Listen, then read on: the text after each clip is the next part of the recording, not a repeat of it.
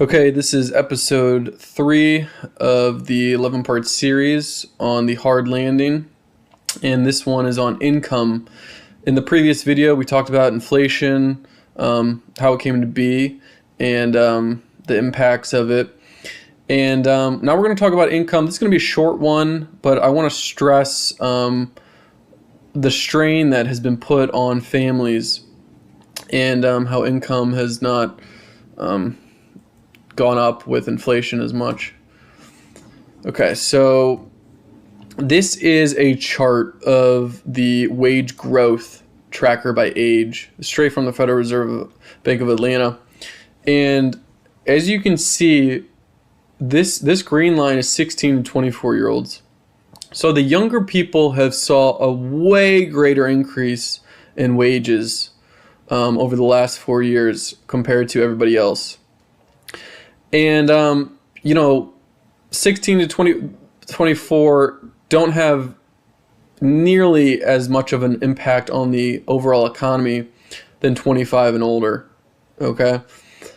So for the sake of this, I'm just going to look at 25 and older in these next charts. So this is the median weekly real earnings, 25 and older. And real earnings is basically adjusted for inflation. Okay, so just ignore inflation. This is the actual purchasing power that people have. And this is a percent change from a year ago. So you can see in 2021 and 2022, people had their purchasing power of their dollar got hurt, -5%, -5, -4. And this is really what hurt people, is that the real earnings, I should say, that you have went down. And this happened for 2 years. We finally just went positive again. Okay, but this put a huge strain on families. And this is the median, this is the average. Okay, and this came from Zero Hedge on X. He says real wages have not only been negative for most of the Biden presidency, they just turned negative again. Okay, because they're very Republican. But anyways, they just turned negative, the average real weekly earnings. Okay, so this is similar to the previous chart where you have this huge dip in the negative territory. It popped up and now it's negative again. Okay, so this has put a real strain on families. And let's look at just overall household income. Okay, so this takes into account your household income. So this, if people lose their jobs, this accounts for it.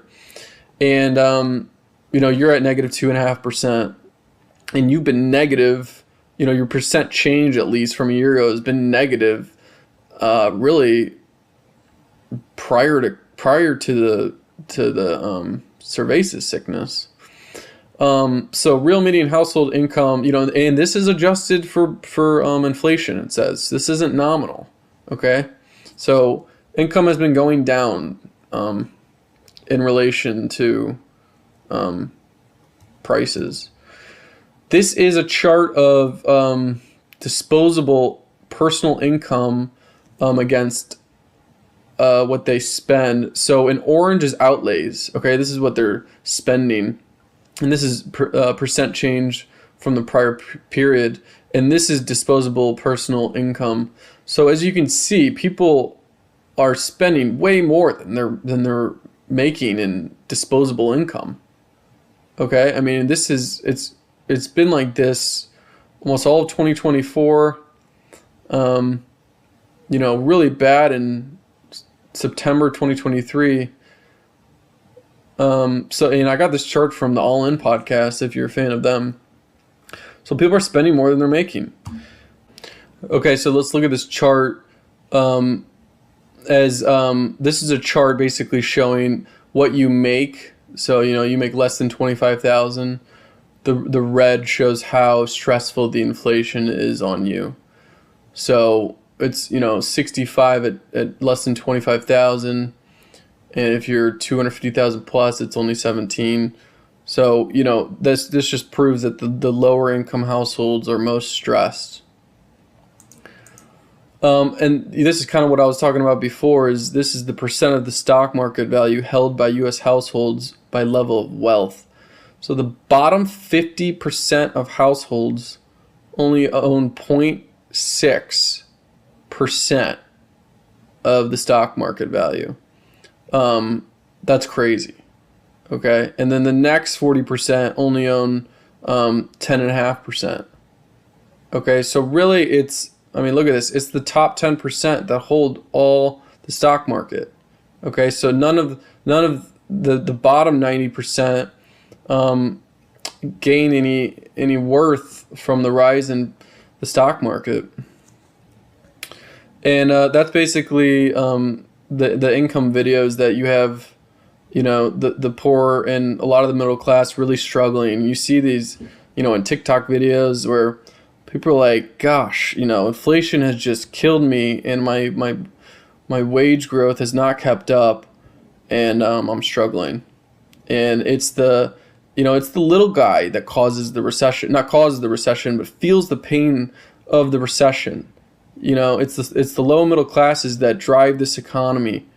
And if they're hurting the most, then that's just an indication that, you know, a recession might be coming.